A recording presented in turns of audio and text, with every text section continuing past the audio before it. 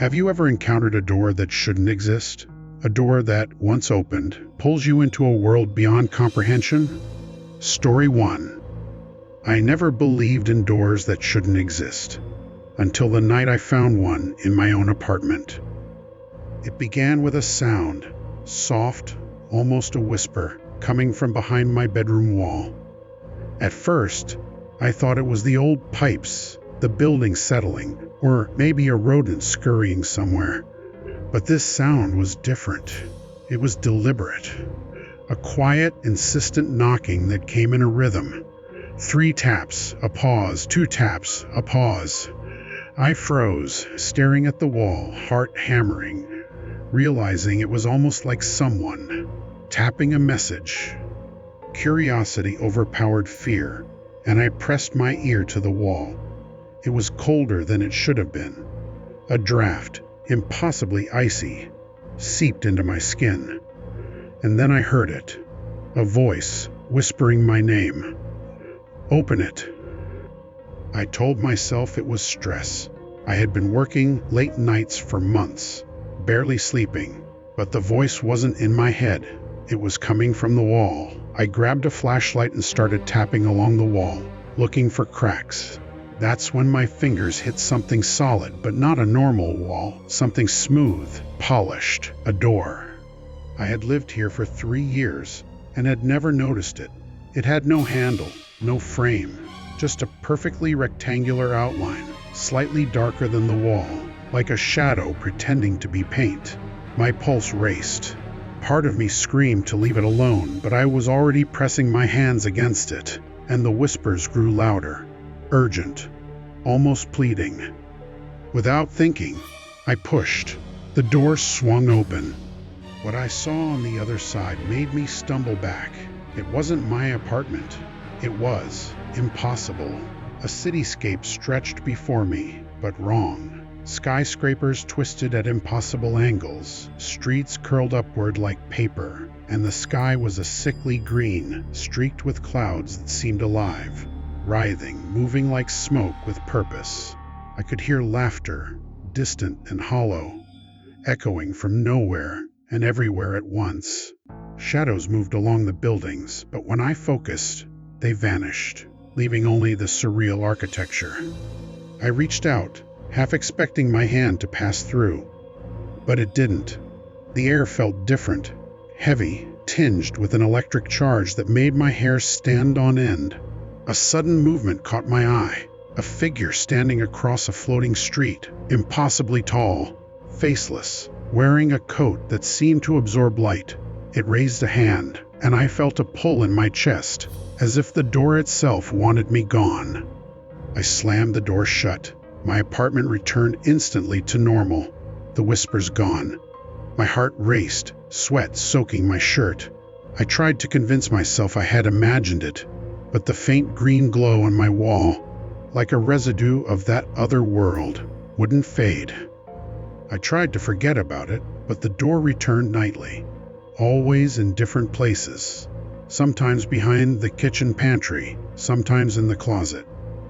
And every time I opened it, the world beyond seemed closer, realer. I began losing hours, sometimes days. Friends noticed I was changing. I couldn't explain where I went, where I'd been, only that the city out there was calling, waiting. I researched everything I could find. Stories of other dimensions, interdimensional doors, urban legends. One pattern kept emerging. People who crossed over never returned the same. Some vanished entirely. Others were claimed by the world they entered. It got worse. The whispers weren't just behind the door anymore. They followed me, echoing in my apartment even when the door wasn't there. I could feel their presence at night, breathing over my shoulder, brushing against my skin. I started to see shadows at the corner of my vision, impossible angles twisting in my bedroom, furniture that wasn't where I left it. One night, the door appeared in my bathroom mirror. I didn't see my reflection, just that impossible city stretching beyond comprehension. And there, at the edge of the mirror, A hand reached out, not faceless this time, but with my own fingerprints, my own hand beckoning me. I wanted to run, but my legs froze. A whisper, soft but insistent, came through the glass. "Come, stay." I screamed and shattered the mirror. The shards scattered across the floor, reflecting only my terrified eyes. But the glow didn't die. Every piece of glass still held a fragment of that other world, writhing, moving, alive. I realized then that the door wasn't just somewhere, it was everywhere. It was in my apartment, my mind, my very being. Sleep became impossible. I would wake up to find the door waiting, open in the most ordinary place, on my bed, in the fridge, over the sink, and every time, the city beyond seemed closer, stretching tendrils into my world, reaching for me. I tried to seal it, block it, destroy it. Nothing worked. And then I understood. The door didn't need to be physical. It was a bridge, a hunger, and it had chosen me.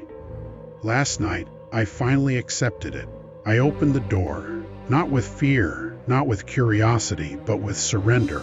The city reached out, taller, darker, more alive than ever. I stepped forward, feeling my body dissolve into the green sky, the floating streets wrapping around me, twisting me into something new. And now, I am both. The city remembers my face, my hands, my voice. Sometimes, I whisper through the cracks in the walls of apartments, like yours, hoping someone will hear, hoping someone will open it, hoping someone will join me. Because the door never closes, and it's always waiting. Story 2. They say curiosity killed the cat. I used to laugh at that, until I became the mouse. It started with a moving truck outside my apartment building. I had just moved into the top floor of a crumbling, early 1900s building downtown. The previous tenant left in a hurry, or so I was told. The landlord shrugged and muttered something about strange noises before leaving me alone with the keys. The first night, I noticed a faint draft in my hallway. My apartment had no windows facing the street, so where was the cold coming from? I followed it down the corridor and discovered a tiny crack in the far wall of my storage closet. Nothing unusual, really, just a hairline fissure in plaster. But as I leaned closer, I could hear something. A low hum, like a machine running far away, mixed with a melody that wasn't quite human. Curiosity got the better of me. I pressed my hand against the wall, and it was warm. Not the warmth of a heater or even human touch, but something alive. The plaster felt like skin, pulsing slightly. A soft, almost childlike voice whispered, "Open it." I laughed nervously. Yeah, right. The next morning, I woke to find the crack had grown. It was no longer a fissure. It was a perfect door. Smooth, dark, with no handle, no hinges, just there. And when I looked at it, I felt dizzy, like the room had shifted slightly around me. I didn't want to touch it. I didn't want to see what lay beyond. But that night, sleep refused me. The door glimmered faintly in the dark, a black hole framed by shadows that shouldn't exist. I stepped closer, and the door felt cold, alive, almost breathing. I pushed it. The room on the other side wasn't my closet anymore. It was a forest, dense, black trees reaching impossibly high, their leaves shimmering with a faint purple light. The air smelled wrong, sweet, like rotting flowers, and thick, sticky, almost like syrup. The ground beneath me wasn't solid. It rippled like liquid, but I didn't sink. And the sky was fractured into shards of different colors, each one moving independently, like pieces of glass floating in space. I turned to leave, but the door was gone. The wall behind me was solid. Panic clawed at my chest. I wasn't sure if I was dreaming, hallucinating, or trapped in some sick joke of the universe. Then I heard it, whispers. Not my name this time, words I didn't recognize, in a language that seemed alive, curling into my mind. A figure emerged from the forest, not human, tall, thin, limbs that bent the wrong way, and a face like a cracked mask. It tilted its head at me, like it was curious, studying me. Then, without moving its lips, it spoke directly into my mind. "You are here. You belong here. Soon, you will not remember home." I ran. I don't know how. The forest seemed endless, the shadows crawling along the ground, the trees bending to block my path. Every step I took forward felt like I was walking backward, as if the forest itself was alive and resisting me. Hours, maybe days passed. I have no way of measuring time there. Eventually, I found a clearing. In the center stood another door. This one looked like mine, but it pulsed with a dim red light. A horrifying thought struck me. I had stepped into a maze of doors, each one leading deeper into something alive, something that fed on fear and curiosity. I forced myself through the red door. I woke up in my apartment. Everything seemed normal. The crack in the closet wall was gone. I told myself it was a dream, a stress-induced nightmare.